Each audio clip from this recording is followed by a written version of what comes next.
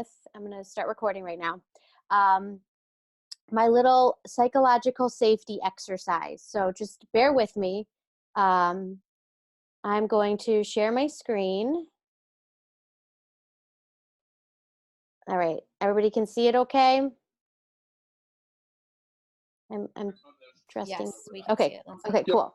Okay, so today's psychological safety. So if you weren't here last time, Amber and I went to a training where they talked about these kind of virtual meetings and how it's good to get everybody to kind of say something at the beginning, just to kind of get everybody comfortable. And it shouldn't be something that's high pressure or something that's challenging or tricky. So this is mine for today. So I've got this little graphic on the screen, and every part of it is worth 1 point. So received a card would be 1 point. Lost a glove would be 1 point. So my challenge to you is to read the screen and then determine how many points you would receive based on the different phrases. And then all I'm going to ask you to do when I say your name is to tell me your number. So for example, if I were to read everything, my number would be 8, and there's 10 total. So received a card, lost a glove, wrapped a gift, decorated, started a winter break countdown, bought someone a present, seen some lights, baked or eaten cookies, listened to holiday music, or made plans with your family. So my number would be 8. So I'm just going to go ahead and go through as I see you on my screen. I'll say your name and just say your number. And that'll be our kind of like activity to just break the ice. So Whitney, what's your number? 4. I'm a Scrooge compared to you. That's all right. Dallas? I'm at 7. Ooh, good. Vanessa? I'm an 8, just like yours. See? All right, Amber, what are you at? I'll give myself a 4, but it really might be 3. It's all right. There's still time. Michael? A 4. 4. Julie? 9. All my family parties were this past weekend, so I'm done. Nice. Very good. You beat me. All right, Jenna, where are you at? 7. 7. That's pretty good. Steven? 6. 6. And then Darcy? 7. Nice. Cool. So it's just a way to kind of break the ice again. And then we'll just kind of dive into the one-pager that I shared with you. So I'm getting better at kind of combining everything. So if you notice, this one was just one PDF and not a bunch of different links. So it's all just one in that one-stop shop for you.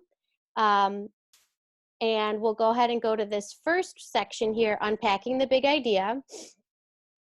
And the whole theme was about kind of playful learning. And what I'm going to start doing is staggering the chapter leader slide decks and then the ones that all of membership receive in the newsletter, just so you're kind of a month ahead of everybody. That way you can plan accordingly, meet with your teams after the fact, and it's not like a scramble to get everything done within the same month. So there will be different kind of themes for the newsletter versus what you're getting, but that's just kind of the method behind the madness. So this slide deck is all on playful learning and kind of gamification. And so if you think about it, games are kind of a series of meaningful choices and strategic thinking. And so really the game should be the learning and not the reward to the learning. So what I've created for you is a slide deck that is kind of a planned event for you. So the table of contents here is all linked to each of the different sections of this slide deck. So if you wanted to skip ahead, you can just click ahead, but then there's one bonus activity on the table of contents because I also created a coding family game night slide deck. So that is totally separate from this one. It looks the same, but it's all either coding activities or virtual activities that you could do to host kind of a game night virtually. So instead of having a meeting in real life, participants could join on whether it's Minecraft or Swift Playgrounds in a way that's more virtual. So if we just kind of dive in, I have kind of a brief overview of what that event could look like for a family game night. a checklist. So first you have to check to make sure you have Wi-Fi. What kind of devices are you using? Are you checking out devices to people or supplying them? Who's going to be attending? Is it just membership, or are you going to include their family? And I really do think it's a good idea to have an event where their family is included, because we're all in education for a reason, and that's kids. So a lot of the times kids are at home when we have to be at events, so why not bring them along, especially if it's, you know, a game-based learning activity. Display and audio, virtual sessions. So just kind of this checklist of what you have to think about before you set up the event. Then I've also created kind of a to-do list for the communication piece. How are you going to get the word out? Are you going to divvy up the social media accounts? Are you going to advertise, you know, on paper copies? I've kind of created also a list of our different partners here at the bottom, so you can see who could I reach out to kind of sponsor this event or work with us on it or promote even. What materials do we have access to? Because we do have different coding kits that we can lend to you if that's something that you want for your event. Then the different event handouts. And I did create a certificate, so if you have people come and attend and they either do the hour of code or they master a game or whatever your incentive is for it, there are certificates there that you can print people's names on or share digitally. Then logistics. So what rooms are you going to be using? How are you going to handle the volunteers? How many volunteers do you need? Flyer, and then some stations. So these are the actual games. And what I've broken them up into is games IRL, so in real life, and virtual games, so that you have kind of that flexibility of having this event either in person or including people in that virtual capacity. Now, if you're doing this within your individual schools, I would definitely recommend, if you're going to do it virtually, offering that opportunity for people to still come in, because not everybody has access to devices. So if you host an event where maybe the library is going to have a bank of resources open so that people, regardless of their access, can attend and be a part of it, I think that would be a good idea. If you're doing this as a chapter membership event, I think having devices shared is totally fine, or maybe utilizing devices in unique ways, whether it's phones, like a Kahoot, or some other way that people can still come and, you know, have that conversation, have fun, and work together. So this is just a list of stations that I've created, and you are in no means having to commit to them, but I wanted to supply you with something. So the first station is called Almost Famous, and I've linked all of the games within the slides. So the way that this activity works is you have famous movie posters, but you superimpose familiar faces over them. So if you're doing this with your chapters, I would pick people that are within your region, kind of noticeable, or you could even do, you know, famous edu celebrities, maybe even showcase people who are going to be at IdeaCon, like Jerry Brooks or Dwayne Reed. And then you play the game that way, and it's just a big guessing game. The next one is called No Harm, No Vowel. So two players go head to head, and the host will show them a name of a movie, but all of the vowels have been taken out. And it seems pretty easy, but it's actually a lot more difficult than you would think. So it's shown up on the screen, no vowels are there, and you have to come up with the name of the movie. And of course, you can change these to suit your needs.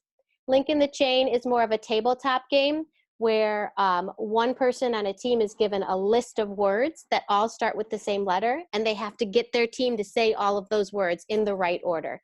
And they have to say the last word ahead of theirs and just keep building in the link of the chain. So again, that's also linked.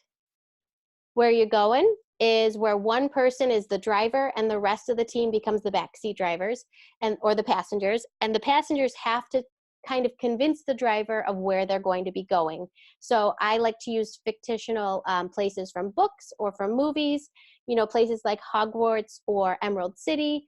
So you describe this location and you have to get that driver to say it. In other words, to play, one team member gets a famous movie quote and then has to reword it so that the rest of their team guesses it. So things like I can't think of one right now, but the game is linked there, and they have to say like synonyms or words that are not within that quote so that the rest of the teammates that person has to guess what that famous quote is. And then these are kind of the more virtual or hands-on games. So a few years ago, Micah Shippey was at ISTE, and he did an Ignite session on this activity called Draw Your Game. And it's an app, but it also combines physically drawing out your game using black, green, red, and blue markers. And it's really cool because you draw the game out and then you take a picture of it with the app, and then you can play it using your actual image. And you can also play other people's games that have been created in that Draw Your Game app. So it's really fun and challenging. You don't have to be a good drawer by any means to do it, but anybody at any level can do the activity, and it's kind of addicting. Then I've also included some Minecraft activities because I really think it is so educational, and it's such a great way to embed gaming, but purposeful gaming within the classroom. So Minecraft has a ton of tutorials, but we also have some extra bonus tutorials that I'll share with you in a little bit. So that's another one. Swift Playground, again, has tons of puzzles. I love the new Apple commercial, which I've linked here, which just shows how we need to build off of creativity and the creativity of our children. And so it's kind of like you give them this idea and you let them run with it. So that is linked there as well. And then finally, if you have not seen the PBS Design Squad website, and it's not an app, it's a website, even though it kind of looks like an app there, it is a really great resource to leverage. You can design different kind of like design thinking challenges. So you come up with a problem, you build a solution, and you can post it here, and you can work with students from all over the world to enhance your design, or you can pick somebody's design that's already posted and make it even better on your own. So you're working and collaborating with people from all over on these different design challenges. They also have pre-made challenges that come with a lesson plan. They've got video tutorials, and it's just a really nice one-stop shop. So that's PBS Design Squad. And then I left a blank page in there for you in case you wanted to make a station of your own. So that's Wait. kind of your, So did you put in new wiring I or? can put new wiring from there down to the basement. I'm not sure who's not muted, but Oh, okay. And I put new So wiring. it said it needs to be from 6. okay, got it. So that's kind of your design challenge in a nutshell. And don't forget, it's all linked here, and you have that bonus coding one as well. So then let's pop over to our Big Ideas resource website. Again, that one pager will always be on the front page. So you have access not only to that one, but to all the other past ones as well. And then if I go over to the orchard here, Today at Apple is going on right now. This is actually Computer Science Week. So starting today and the rest of this week and the rest of next week, Apple stores will have a ton of computer science programs that are free for teachers and for students. So you can go into the store nearest you, and I've linked that here and on the picture as well, and kind of learn different techniques that you can use with Swift Playgrounds. They've also partnered with some AR and VR tools to help make it more interactive. So definitely check out the Today at Apple store. And then there's this other bonus feature that I wanted to share with you. A couple of my ADE friends created the 12 days of creativity, and they've been tweeting it out. This is day 4 today. And I have linked the 4 challenges that they've already shared out. Everything is free that they're sharing, and they're doing 1 challenge a day. So the first challenge was the pixel art templates, which are linked here. Then they did the ugly winter sweater competition, the animated holiday cards, and the shake up snow globe. And some of these templates must have taken them forever to create, but because they're sharing them, you don't have to spend that time creating them. So I definitely recommend checking out the 12 days of creativity.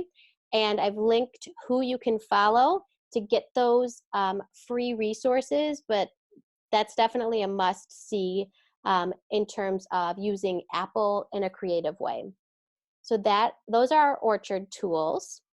And then if I head over to Google Grove, Jeremy Wrinkle has piloted some really phenomenal things with his students, and he's sharing it all with us. So he has started this innovative coding project with his class, which leverages all of these tools here. So Koji, Codable, CS First, Grasshopper, MS Maker Code. And he's using it in an 11th grade English class, which is kind of surprising, you know, that you would utilize coding that way. But he has shared with us his website that he's using to introduce this to his students. So not only did he introduce it this way, but if you check out the top, he's got all of these different links as well. And then students are posting their work here. So I definitely would take some time to check this out if you're not sure where to begin with coding in your classroom. He's kind of trying everything and doing the guesswork for you. So big thank you to Jeremy. Also check out some of Jeremy's TikToks. He is definitely going to town with those as well. It's been a super fun journey to watch. And then I told you that we would talk a little bit more about Microsoft and Minecraft. Two students, Scotty Vrablik and Mitchell Brown, created a Minecraft mini-series for us. So it's an introduction to utilizing Minecraft in the classroom, but also leveraging some pre-made lessons with Minecraft, building your own lesson plans, and it goes from video 1 to video 5. So where to begin with when it comes to Minecraft and how to dig a little bit deeper. Their videos are awesome. So they've really taken the time to go step by step through all of the avenues that you can take with implementing Minecraft. You can tell that they're super passionate about utilizing it, and they really want others to to spark others' interest in Minecraft. So I really would like to continue to work with them to create more of a mini series when it comes to Minecraft in the classroom. So definitely take some time to look at the videos that they created.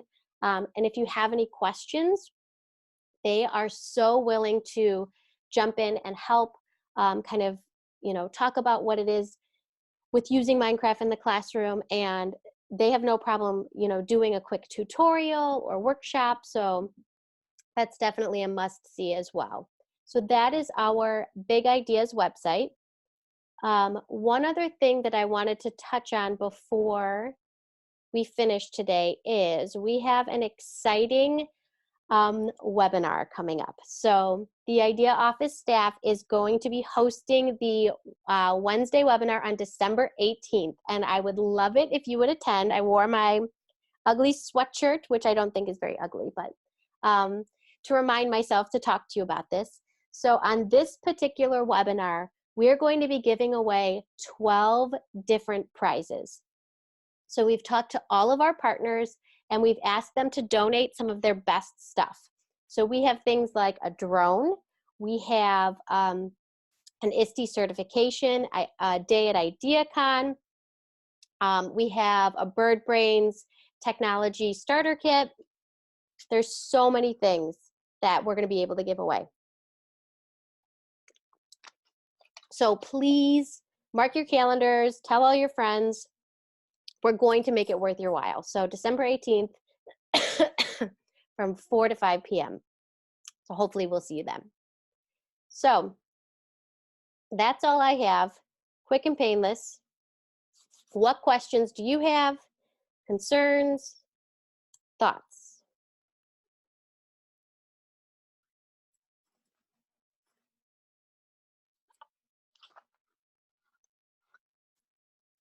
Lindsay, just a quick clarification for everybody on the meeting. But if you are interested in talking with a partner, just make sure that you do go through the Idea office and don't reach out to them individually. We will be the point of contact for any communication with partners.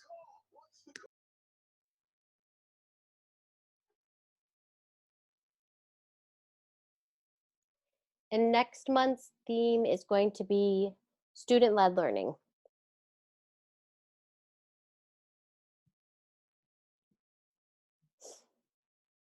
I know there's a lot of chapters that have been hosting events lately and they've been going very well.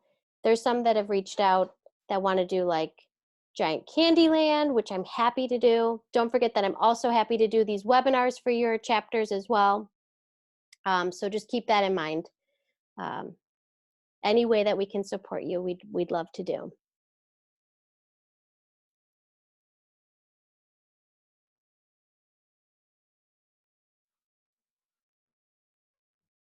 Can you expand on next month's theme a little bit more? So when I polled everybody, that was just the next topic with student-led learning. So I'm kind of digging into it right now and figuring out what avenue I want to take with that. I like the idea of student agency, empowering learners and student voice, but also that accountability piece I think is huge as well. So trying to come up with meaningful ways to let students take the driver's seat, but also hold them accountable.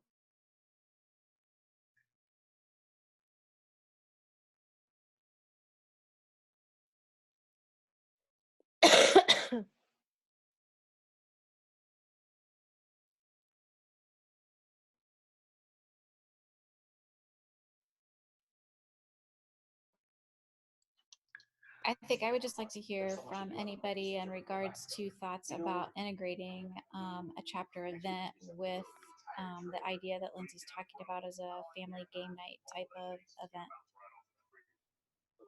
Hey, it's Vanessa. Yeah, I think it's a great idea because we've, as a mom myself of a student, a young student, she comes to a decent amount of our events anyway. So this way she can kind of, have a role, something to do.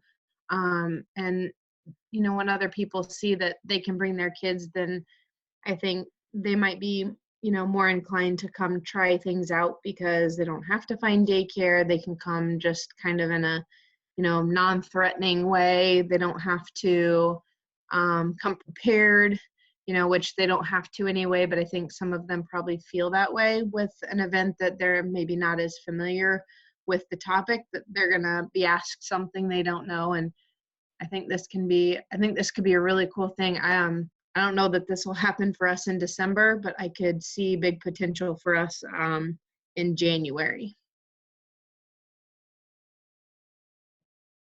For sure. Thank you so much for sharing. That was the main point, is just to make sure that everybody feels welcome and it's non-threatening. And I mean, the whole point of us doing what we do is kids. So why not include them?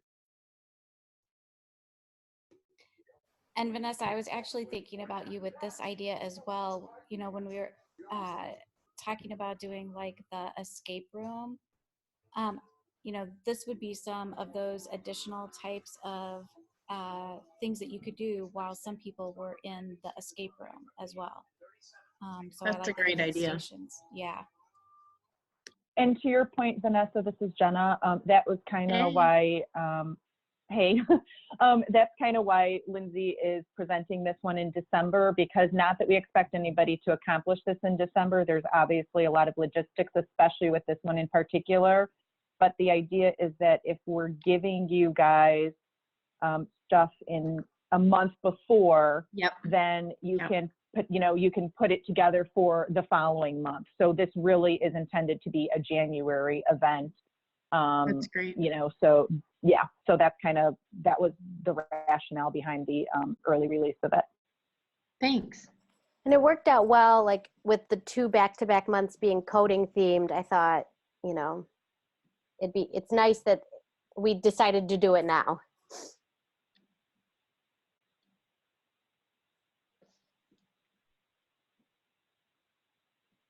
Any other thoughts on logistics or making it work for your chapter?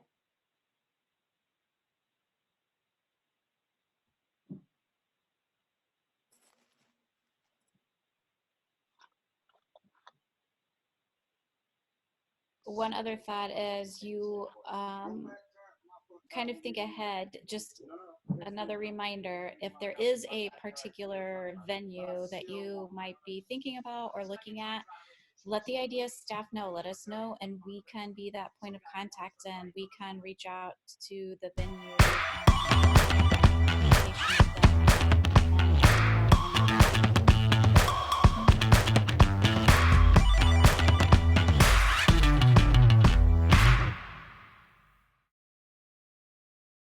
Okay, well, I will definitely stay on, but I wanted to give you your code phrase that pays. So, in honor of a movie character that's very playful and loves games, the code phrase for tonight is the name of the character who was left behind when his family went on a vacation. So, I hope you know who this is. So, I will give you the code in the chat right now, or not the code, but the I'm not going to give away the code to you. I'm going to give you the form to fill out for the PDHs, and at the bottom of the form, the last question is the code phrase. So it'd be the first and last name of the character who was left behind when his family went on vacation, the famous winter movie. And that's a year-round movie, okay.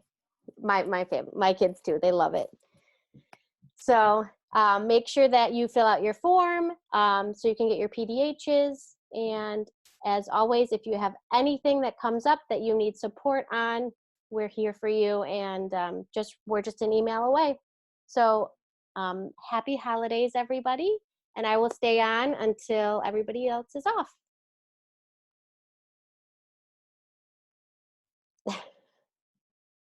No, Hi, Lindsay. It's Julie here. Hi, Julie. The room we have a new room in the building. It's a Okay. multi-purpose room, so that's what we want to use for the Candyland game. It'd Okay. be really easy to set up. It's got 2 big screen TVs in it that we can wirelessly hook into. Perfect. I love it. And Brian's cracking his wallet out, so we got to So take advantage of that. he's gonna buy milkshakes? Yes, From where? Steak and Shake. They have some kind of deal going. Oh, nice. So That's it'll be awesome. vanilla and chocolate milkshakes. Perfect.